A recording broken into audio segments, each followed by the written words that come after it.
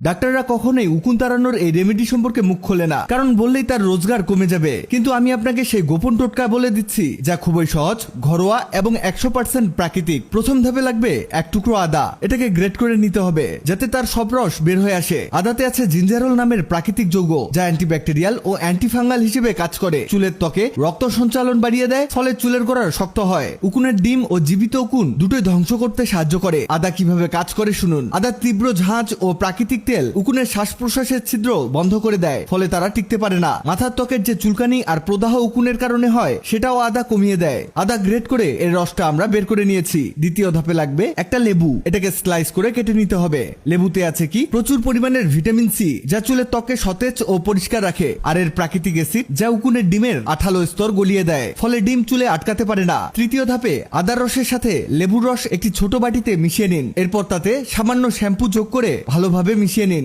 কিভাবে ব্যবহার করবেন? চুল শুকানো অবস্থায় এই মিশ্রণটি গোড়া থেকে আগা পর্যন্ত ভালোভাবে লাগিয়ে দিন। অন্তত 20 মিনিট মাথায় রেখে দিন, যাতে আদা ও লেবুর কার্যকরী উপাদান উকুন ও ডিমের উপর কাজ করতে পারে। এরপরে কুসুম গরম পানি দিয়ে চুল ধুয়ে ফেলুন। সপ্তাহে অন্তত 3 দিন এভাবে ব্যবহার করুন। মাত্র কয়েকদিন ব্যবহারেই উকুন ও উকুনের ডিম পুরোপুরি চলে যাবে। বিয়ের আগে ভুলেও এটা খাবেন না, কারণ এই একটা খেজুর খেলে আপনার শরীরে এমন শক্তি আসবে যে আপনি নিজেকে ধরে রাখতে পারবেন না। এটা বানাতে একটা পিষনিতে 2টো লবঙ্গ, 2টো রসুনের কোয়া, 1 টুকরো আদা, 2টো সাদা এলাচ দিয়ে পিষে পেস্ট বানিয়ে নিবেন। আপনি এখানে অবশ্যই পিষনিতে পিষে নিবেন, আর এটাকে এমন পেস্ট বা গুঁড়ো বানিয়ে নিতে হবে। এবার ভালো দেখে একটা খেজুর নিন। এই খেজুরটাকে ছুরির সাহায্যে মাঝ বরাবর কেটে নিন, আর এতে থাকা বীজটাকে আলাদা করে ফেলুন। এখানে অবশ্যই ভালো খেজুরটাই ব্যবহার করবেন। এবার এতে সেই রসুনের পেস্টটাকে প্রবেশ করান। ভাবছেন কত সহজ কাজ? কাজ সহজ হলেও এর উপকারিতা কিন্তু কঠিন। আপনার শরীরে এমন এনার্জি আসবে যে আপনি দুর্বলতা কি জিনিস ভুলেই যাবেন। এবার এর মধ্যে 1 চামচ পরিমাণ খাঁটি মধু দিয়ে দিবেন, আর এতে মধু দিয়ে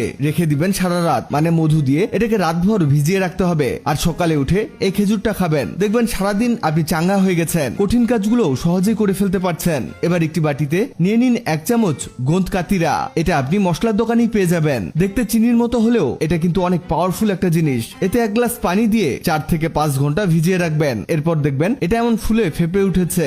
একইভাবে নিবেন তুলসীর বীজ। এটাও আপনি মশলার দোকানেই পেয়ে যাবেন। তুলসীর বীজটাকেও পানিতে ভিজিয়ে রাখবেন। দেখবেন এটাও ফুলে উঠেছে। এবার একটি গ্লাসে 1 চামচ সেই গোঁদ কাতিরা দিয়ে দিন, আর এর মধ্যে দিয়ে দিন 2 চামচ পরিমাণ তুলসীর বীজ।